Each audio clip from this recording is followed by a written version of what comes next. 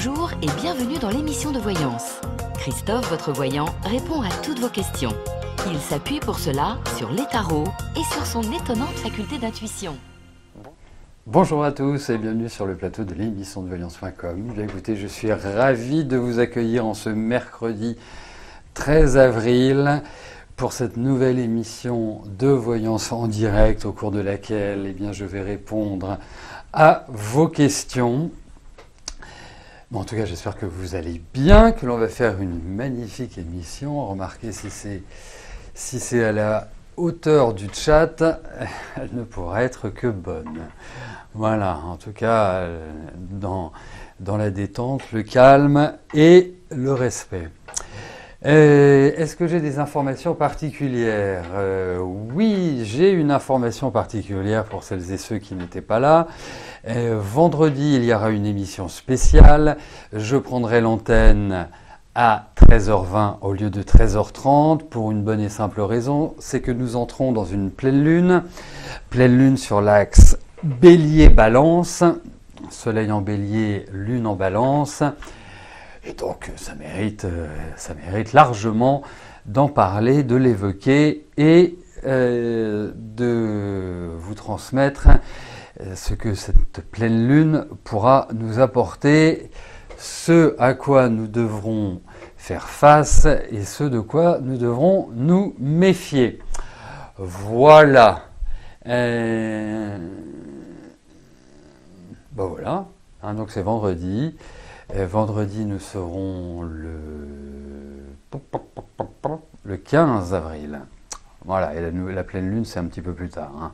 Mais bon, vu que le week-end, je ne fais pas d'émission, il fallait bien que je vous la présente. Mais non, vous inquiétez pas, Éléonore, nous sommes là. La pleine lune ne doit pas vous inquiéter. Voilà, en plus, vous êtes de quel signe pour être inquiète comme ça ? Vous êtes taureau, elle ne va pas vous affecter plus que ça. Bon,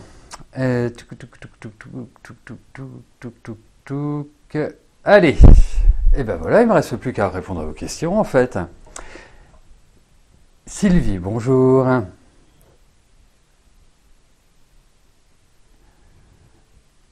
Vous avez une lune en balance, oui forcément, mais après vous savez, les signes sont grands, ils font 30 degrés, et donc la pleine lune aura lieu sur... Ah, vous êtes Gémeaux, 21, vous êtes à la limite alors. Qu'est-ce que je voulais vous dire ? Oui. Oui, la pleine lune aura lieu dans le 3e décan, donc regardez. Voilà. Mais ça va faire des aspects, vous verrez, ça va faire des aspects hyper fun, hyper sympa. Vraiment très très sympa. Bon allez, oui vous êtes Cancer, vous adorez la lune. Lune en Poisson, ça c'est mignon ça. Allez, bon, je vais répondre à vos questions parce que si on commence à partir astro, on va rater le match de foot de ce soir. Allez, Sylvie, bonjour. Vous ne voyez plus votre fils et vos petits-enfants, vous en souffrez énormément. La situation va-t-elle s'arranger ?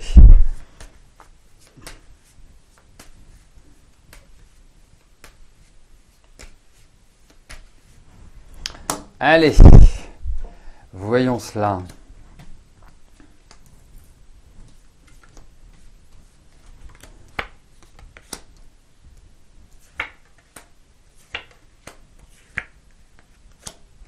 Bon,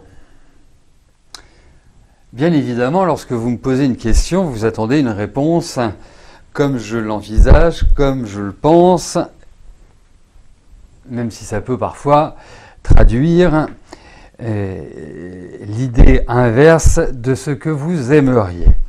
Et dans ce cas-là, je pense qu'effectivement, je ne peux pas vous répondre par l'affirmative, alors il ne faut pas non plus se projeter trop loin. Les tarots, c'est jamais pour la vie. Ça reste l'expression d'une situation actuelle et son évolution à court et moyen terme. Mais là, effectivement, je ne peux pas vous répondre par l'affirmative. Alors, vous pouvez avoir comme ça des nouvelles de manière un peu inattendue. C'est la meilleure traduction que je puis faire. La seule chose, c'est que, bien sûr, dans l'idée, c'est que la situation s'arrange. Mais pour l'instant, je trouve qu'il y a énormément de colère. Je trouve qu'il y a des choses qui sont injustes aussi. Je ne sais pas ce qui s'est passé entre vous, mais il y a cette idée-là qui ressort. Mais malheureusement, je ne pense pas que la situation va s'arranger tout de suite, tout de suite, tout de suite. Je dirais même un quatrième tout de suite. Moi, je suis comme Mélenchon, je dis 4 fois les choses. Mais en tout cas, attendez, je vais regarder quelque chose. Dites-vous que c'est une situation qui ne demeurera pas éternellement. Voilà. Donc, ça s'arrangera, mais pas dans l'immédiateté. Voilà. Et quand je vous dis que ça s'arrangera, c'est pas pour créer l'espoir, hein, c'est que je le pense sincèrement.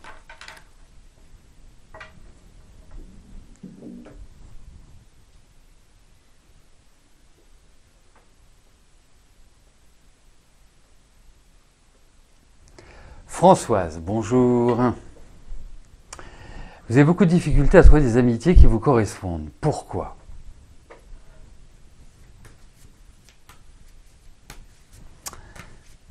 Alors,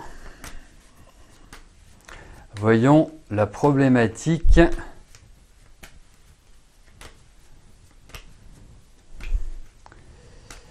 liée aux amitiés.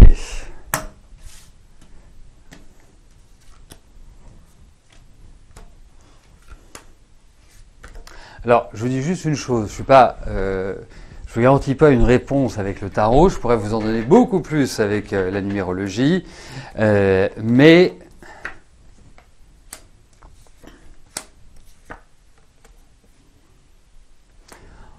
bon, à part vous dire que vous tombez pas sur les bonnes personnes, enfin ça fait pas avancer le schmilblick.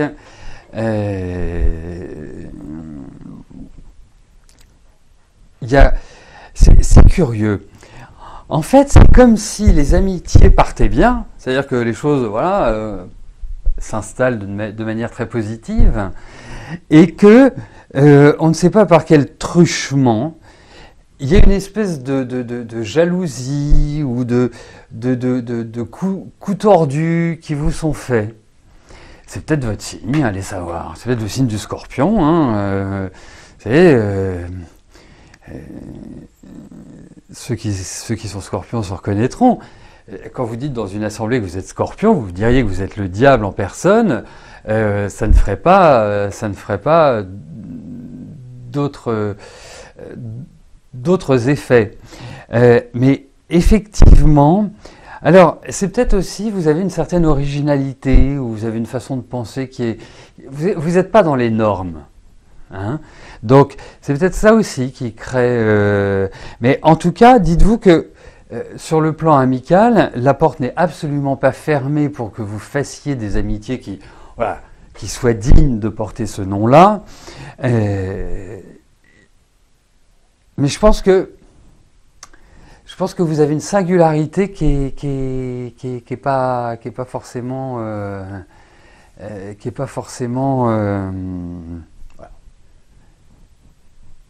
regardée positivement. Mais bon, c'est bien d'être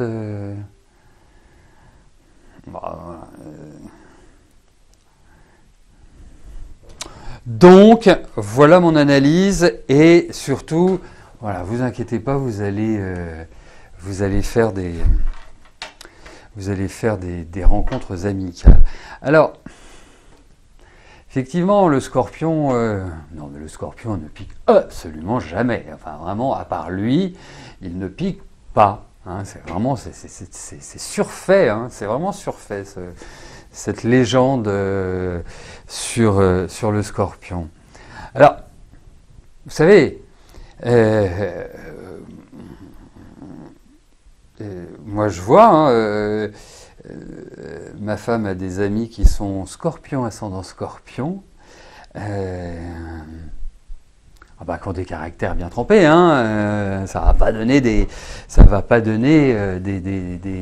personnes qui mollassonnent, loin de là. Mais caractère pas facile, mais sympa, très sympa, très très sympa. Voilà, je pense qu'on dit beaucoup de choses sur le Scorpion, beaucoup trop. Allez, on continue. Donc avec Myriam, nous allons passer dans le signe du Gémeaux. Myriam, bonjour. Est-ce que Leslie peut devenir votre amie? Est-ce que vous pouvez avoir confiance en elle? Oui, nous connaissons l'histoire, Mardelda, du Scorpion qui traverse la rivière. Merci de la rappeler.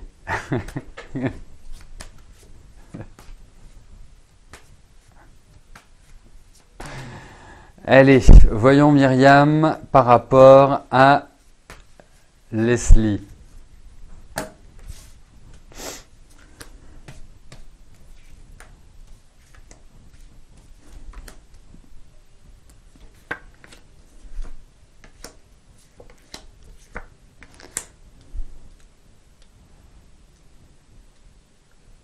Alors, moi je vous dirais oui, vous pouvez tout à fait créer une amitié, ou en tout cas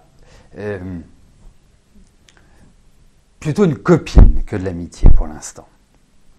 Pourquoi? Parce que, en fait, Leslie est quelqu'un, il faut que ça réponde aussi à vos critères. Vous êtes plutôt quelqu'un de gentil, vous êtes plutôt quelqu'un de méfiant, vous êtes plutôt quelqu'un qui avait besoin de partager avec les autres. Enfin, vous avez un côté crème, si je puis me permettre.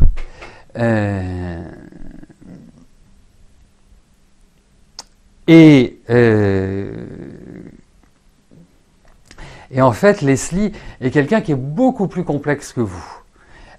Vous faites simple dans la vie. Enfin, en tout cas, vous essayez. Je ne dis pas que votre vie est simple. C'est pas du tout ça. Je dis que vous essayez de simplifier au maximum. Vous voyez, blanc c'est blanc, noir c'est noir. Chez Leslie, c'est pas exactement comme ça.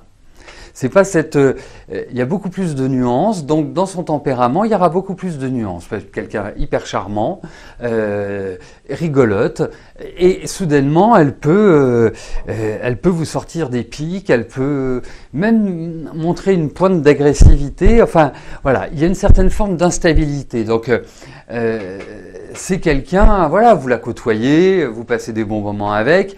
Vous n'êtes pas obligé de lui raconter toute votre vie et toute votre intimité et tout ce qui va avec. Donc, d'une certaine manière, moi je vous dirais, parce que même à travers ces cartes-là, je ne peux pas dire que dans votre tête, vous soyez sur une démarche où vous vous dites, ah oui, c'est super ami. Et vous avez une certaine retenue, vous avez une certaine réserve par rapport à elle. Donc voilà, mais après... dans la vie, il y a des connaissances, il y a des copains, il y a des amis, il y a des niveaux de, voilà, il y a des niveaux affectifs. Donc, pour moi, elle se situe sur je dirais la transition entre connaissance et copains et copines. Voilà. Parce que enfin, moi je vous l'interprète aussi par rapport à ce que j'attends d'une amitié. Je l'interprète aussi par rapport à ce qui ressort dans les cartes. Donc voilà, n'ouvrez pas en grand la porte.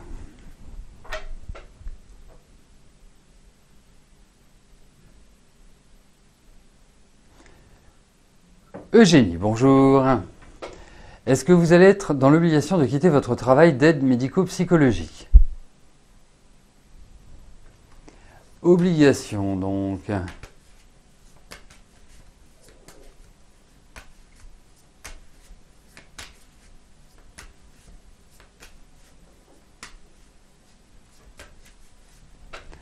Allez,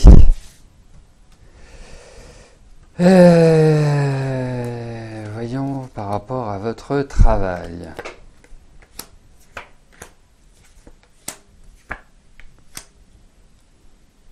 Bah, qui dit obligation dit contrainte.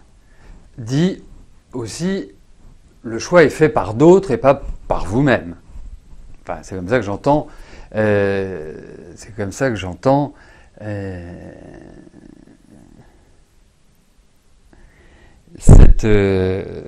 Cette notion d'obligation. Alors, je peux vous dire plein de choses sur le travail, qu'il y a un nouveau projet, qu'il y a de nouvelles perspectives, qu'il y a un renouveau, qu'il y a des... Voilà. Il y a cette idée de propositions différentes, enfin, d'ouverture, de tout ce que vous voulez. Si vous quittez ce travail-là, vous n'avez aucun souci à vous faire, vous allez retrouver dans la foulée. Enfin, il n'y a pas de... vous voyez, le terme obligation, pour moi, est extrêmement restrictif et extrêmement préjudiciable quand on utilise ce mot-là, dans ce sens-là. Donc, pour moi, il n'y a pas cette obligation qui est indiquée. Qu'il y ait une évolution, ça, oui. Mais que vous vous retrouviez le bec dans l'eau avec une vision plutôt maussade de votre avenir professionnel, là, pour moi, je vous dis non.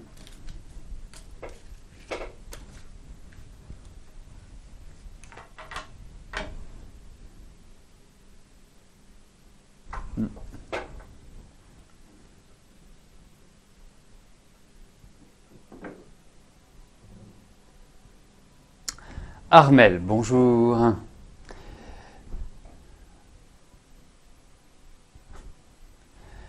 Ah, ira-t-elle mieux? D'accord.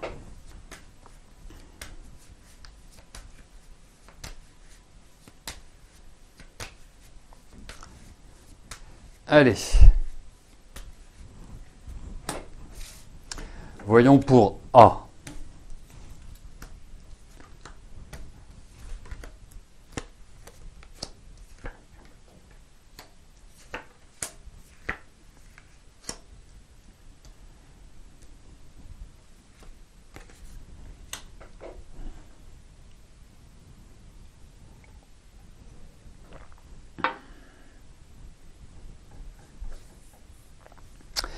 Alors, je vous dirais une chose, c'est que le mal est profond, c'est bien ancré, c'est pas quelque chose qui est superficiel.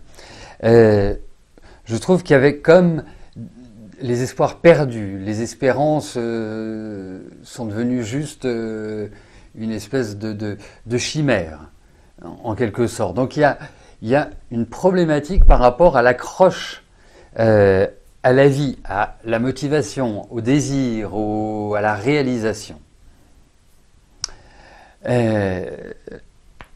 Ensuite, effectivement, moi je pense que A se redressera, ça va prendre du temps, il va y avoir encore des troubles, il va y avoir encore des espèces de ras-le-bol, de tensions, je dirais des choses un peu pénibles. Mais à un moment donné, on ne sait pas pourquoi, voilà, le calme reviendra. Là, ça respire la tempête, ça respire aussi une problématique affective importante. Et pourtant, A tout à fait les moyens, a tout à fait ce qu'il faut en elle pour trouver l'équilibre. La seule chose, c'est que il faut le vouloir. C'est ça aussi. Vous savez, quand on est dans quand on traverse des phases difficiles dans la vie, hein, vous savez que j'aime bien utiliser cette parabole, cette image. Si on est sur un bateau en pleine tempête, on a le choix de lâcher la barre ou de la tenir en se disant j'y arriverai, ou alors on sombre. Il n'y a pas 36 milliards de solutions. Alors, je pense qu'il y a, voilà, à un moment donné, on va vraiment bien toucher le fond et que ça se redressera. Voilà. Mais le programme reste quand même un programme costaud.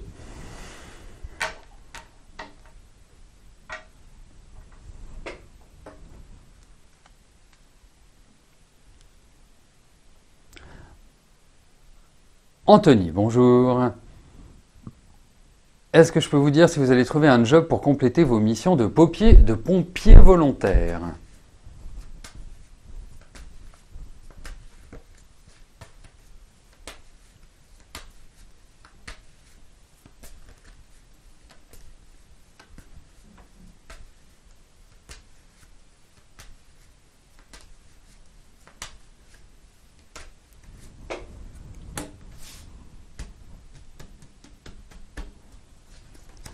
Allez.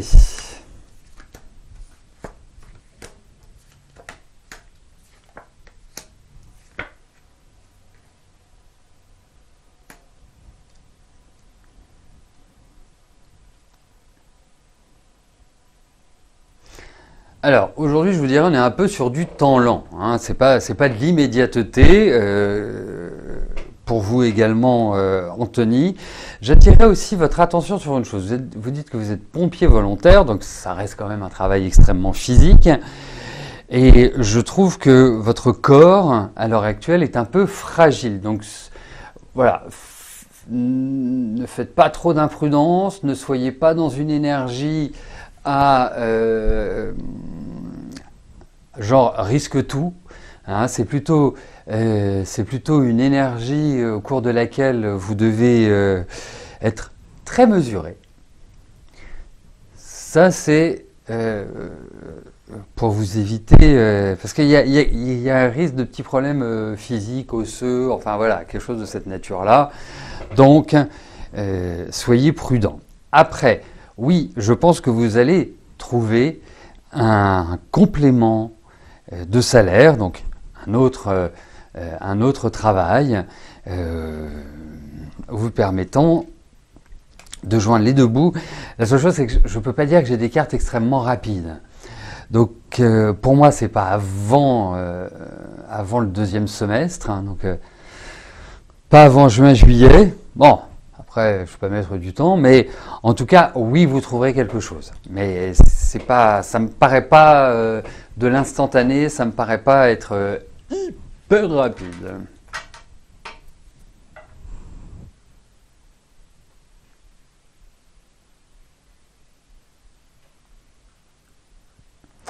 Audrey, bonjour. Comment je vois évoluer votre relation sentimentale avec Alexandre?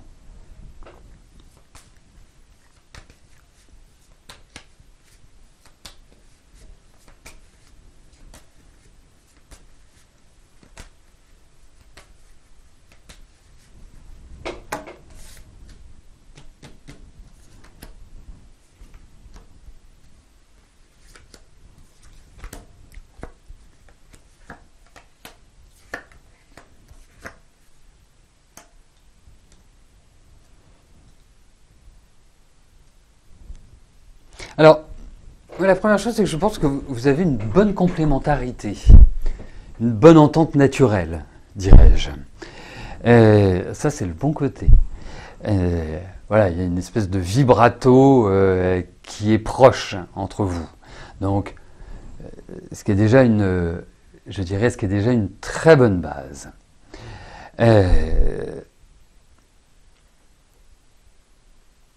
Et puis,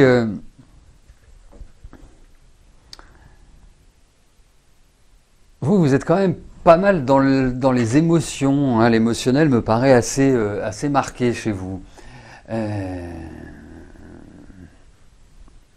Et ce qui est bien avec Alexandre, c'est que c'est quelqu'un qui a plutôt une maîtrise de lui. Vous voyez, c'est pas forcément quelqu'un qui parle beaucoup. Enfin voilà, c'est pas un expansif. Donc, ça peut vous permettre de temporiser, d'être plus zen, d'être plus cool.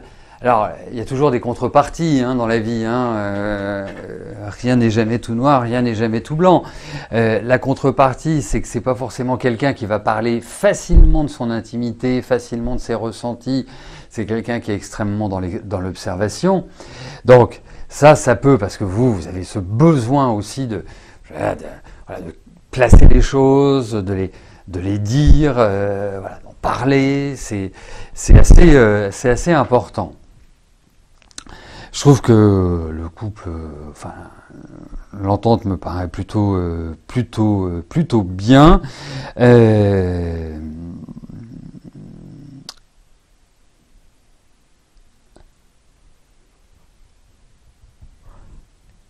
Et je voulais ajouter aussi un point, c'est que ce qu'il va falloir, enfin, ce qui me paraît devoir être appris, c'est par rapport aux périodes qui seront un peu plus tendues. Parce que bien évidemment, dans tous les couples de France, de Navarre, du monde et des environs, il y a toujours cette idée, il y a toujours bien sûr ces principes où la relation va se tendre parce qu'on est en désaccord, parce que il y a ceci, parce qu'il y a cela, parce qu'il y a la belle-mère qui nous enquiquine, ou que moi j'ai pas envie d'aller déjeuner tous les dimanches chez elle. Enfin, oui, il y aura forcément des points de tension. Et c'est dans ces points de tension, parce que vous avez quand même un côté un peu explosif, c'est dans ces points de tension que il faudra essayer de gérer, parce que quand votre Alexandre s'énervera aussi, ça va être déflagrant. Voilà, c'est ça que vous aurez à gérer, mais les cartes sont plutôt positives. Donc, écoutez, avancez tranquillement. Voilà.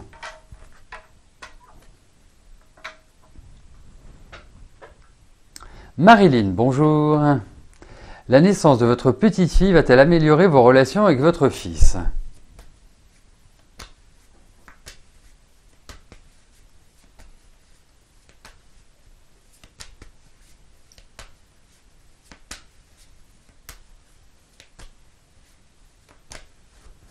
Allez. Donc voyons l'évolution de votre relation avec votre fils Steve.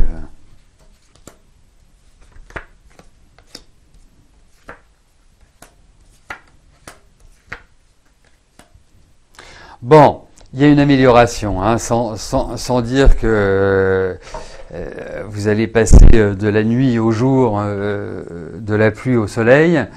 Il y a quand même l'idée d'un ensoleillement, d'un embellissement, de relations qui deviennent un peu moins tendues. Voilà, sans rentrer dans un... Voilà, on passe pas d'un extrême à l'autre, hein, mais en tout cas, je pense qu'il y a des choses qui vont permettre d'apaiser, qui vont permettre de tranquilliser, d'apporter de la sérénité. Voilà. Voilà, oui, c'est pas... Ouais. Nous arrivons au terme de notre émission. Demain, l'émission aura lieu sur Instagram dès 13h30. Hein. Ça, n'oubliez pas, comme tous les jeudis depuis début janvier. Je crois que c'est début janvier. Ceux qui suivent me le diront. Quant à l'émission sur le site www.émissiondevoyance.com, eh bien, nous nous retrouvons vendredi. N'oubliez pas, je prends l'antenne à 13h20 au lieu de 13h30, ce qui me donnera le temps de vous parler, bien évidemment, de vos questions et d'y répondre, mais aussi d'évoquer avec vous, devant vous, la pleine lune que nous allons avoir d'ici quelques jours. Voilà, d'ici là, portez-vous bien et je vous dis à plus tard. Merci, bye bye.